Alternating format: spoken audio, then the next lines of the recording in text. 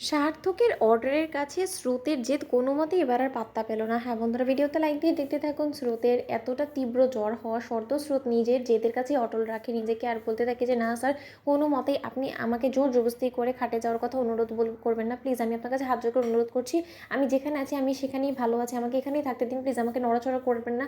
আমি আপনার কাছে হাত জোর করে অনুরোধ করছি। ওদিকে সার্থক বলতে থাকে তার মানে তুমি এরকম জেদি মেয়ের মতনই তুমি তোমার জেদে অবশিষ্ট থাকবে, তুমি কোনো মতে আমার কথা শুনবে না, তুমি এটা ঠিক করেই রেখেছো তাই তো? তাহলে ঠিক আছে, এবার তাহলে তুমি আমার জেদটাও দেখো। ওদিকে কথা বলা মাত্র সার্থক স্রোতের কোনো রকম কোনো কথা না শুনি স্রোতকে জোর করে কোলে তুলে নিয়ে খাটিয়ে শুয়ে দেয়, বলতে থাকে যে এবার যদি তুমি খাট থেকে নামার কোনো মতো চেষ্টা করেছো তাহলে আমার থেকে খারাপ কেউ হবে না স্রোত, তুমি এই কথাটা মাথায় রেখো। তখন স্রোত বলতে থাকে যে স্যার, আপনি কেন এরকম পাগলামো করছেন বলুন তো? আমি যেখানে ছিলাম সেখানেই ঠিক ছিলাম, আমি সেখানে একদম কমফোর্টেবলি শুয়েছিলাম, আমাকে আমার মতো করে থাকতে দিন। আর এই তো আপনি কিছুক্ষণ আগে আমাকে মেডিসিন দিলেন, আপনি দেখবেন আমি একদম সুস্থ হয়ে উঠবো, আপনি আমার কথা ভাববেন না। এই কথা বলার মতো সার্থক বলতে থাকে যে আমি কি ভাববো না ভাববো সেটা নিশ্চয়ই তুমি ঠিক করে দিবে না, তোমাকে আমি যেটা বলছি তুমি বরঞ্চ সেটা করো। ওদিকে সার্থক জলপট্টি নিয়ে সে স্রোতকে জলপট্টি দিতে থাকে, আর স্রোত বলতে থাকে যে স্যার, শুধু শুধু আপনি এতটা ঝামেলা করছেন, ব্যতিব্যস্ত হচ্ছেন, আমি এমনিতেই সুস্থ হয়ে উঠবো, আমি তো এক্ষুনি বললাম যে আমি মেডিসিন খেয়ে নিয়েছি, আপনি বরঞ্চ কলেজের জন্য রেডি হয়ে নিন। ওদিকে সার্থক বলতে থাকে যে আবারও যদি তুমি মুখ খোলার চেষ্টা করো তাহলে কিন্তু এবার আমি তোমার হাত পা বেঁধে তোমাকে এরকম করে খাটে শুয়ে রাখবো, তখন নিশ্চয়ই সেটা তোমার ভালো লাগবে না। তাই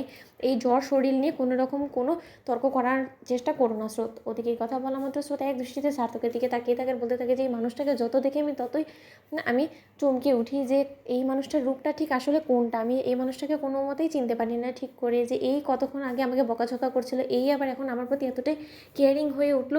উনি আসলে কে? উনি কি আমার প্রতি দুর্বল নাকি আমি ওনার প্রতি দুর্বল? এখনও পর্যন্ত সেই জিনিসটাই পরিষ্কারভাবে বুঝে উঠতে পারলাম না। ওদিকে স্রোতকে সার্থক বলতে থাকে যে দেখো স্রোত, এখন তোমাকে কিছু খেয়ে নিতে হবে, একদম জেদ করবে না। আর এক্ষুনি আমি পিসিমণিকে একবার ডেকে দিচ্ছি, পিসিমণিকে তুমি বরঞ্চ বলে দাও যে তুমি ব্রেকফাস্টে কী খেতে চাও, বেড থেকে নামার একদম চেষ্টা করবে না। ওদিকে সার্থক যখন ওর পিসিমণিকে গিয়ে বলে যে স্রোতের খুব করে জ্বর হয়েছে, ঠিক সেই সময় স্রোতকে দেখার জন্য সার্থকের পিসিমণি এবং সার্থকের বাবা ছুটে আসে, আয়েশা ছুটে আসে আর বলতে থাকে যে স্রোত, তোমার এতটা জ্বর হয়েছে তুমি আমাদেরকে বলাটার প্রয়োজন মনে করলে না? সার্থক, তুই কী রে বাবা বলতো? তুই এরকম দরজা আটকিয়ে বইয়ের সেবা যত্ন করে তুই কি মনে করছিস তুই একাই ওকে সুস্থ সবল করে তুলতে পারবি বলতো? এটা কি তোর একার পক্ষে করা কাজ বলতো? তখন এই কথা বলা মতো সার্থক বলতে থাকে যে আমি একা পারবো না, বিধাই তো সকালবেলা উঠে ওকে মেডিসিন দেওয়া মাত্রই তোমার কাছে ছুটে গেছি, যদি আমি একা পারতাম তাহলে নিশ্চয়ই তোমার কাছে আমি সহযোগিতার হাত চাইতাম না, তাই না? তখন এই কথা বলার মতো সার্থকের বাবা বলতে থাকে যে এত তর্ক করে না, দেখছো তো মেয়েটা অসুস্থ হয়ে পড়েছে, এখন ওর কানের সামনে যদি এরকম করে আমরা ঘ্যানর ঘ্যানর করা শুরু করে দিই তাহলে তো মেয়েটার মাথা যন্ত্রণায় ফেটে যাবে। আর সার্থক ওর প্রেশারটা চেক করেছো, সব কিছু ঠিকঠাক আছে তো? আমার মেয়ের যদি কোনো রকম কোনো সিরিয়াস কোনো কন্ডিশনে পৌঁছে যায় তার আগেই বরঞ্চ চলো না আমরা ওকে হসপিটালাইজ করে দিই। তখন স্রোত বলতে থাকে যে বাবা কী সব ভুলভাল বলছো বলো তো? আমাকে হসপিটালাইজ করার কোনো প্রয়োজন নেই, আমি যথেষ্ট পরিমাণে সুস্থ আছি, আমাকে তোমার ছেলেও মেডিসিন দিল, এক্ষুনি বকাঝকাও করলো।